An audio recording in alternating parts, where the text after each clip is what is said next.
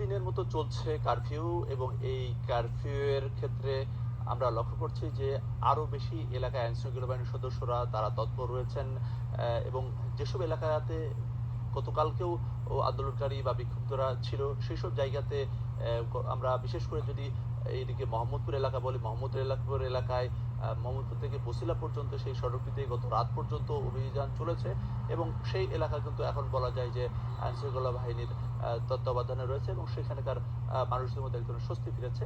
এবং আমি রয়েছি আসাদঘাট এলাকাতে, আসাদঘাট এলাকার পাশেই ধানমন্ডি ২৭, সেই ধানমন্ডি ২৭ এলাকাতেও কিন্তু গত কয়েকদিন ধরে সংঘর্ষ হয়েছে দফায় দফায়।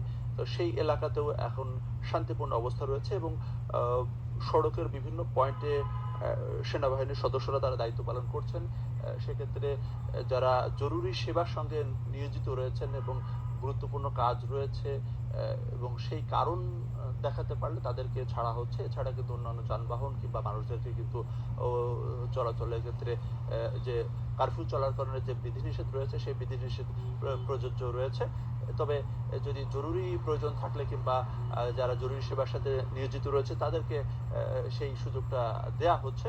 এবং এই ধানমন্ডি, মোহাম্মদপুর এবং এর আশেপাশে এলাকায় এই বলা যায় যে সকাল থেকে একটা শান্তিপূর্ণ অবস্থা বজায় রয়েছে, যদিও একটা থমথমে ভাব সেটি সবার মধ্যেই রয়েছে। জরুরি প্রয়োজন ছাড়া ঘরের বাইরে বেরোচ্ছেন না।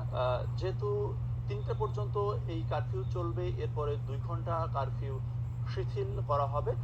আমরা ধারণা করছি হয়তো বা এরপরে আবারও কারফিউ জারি করা হবে যতক্ষণ না পর্যন্ত এই একটি স্বস্তিকর পরিস্থিতি তৈরি না হয়। তবে লক্ষ্য করা যাচ্ছে আজকে গতকালকে তুলনায় মানুষ এবং যানবাহনের চলাচল কিছুটা বেশি। এই ছিল বলতে গেলে এখনকার মতো মোহাম্মদপুর, ধানমন্ডি এবং এর আশপাশের এলাকার বর্তমান অবস্থা।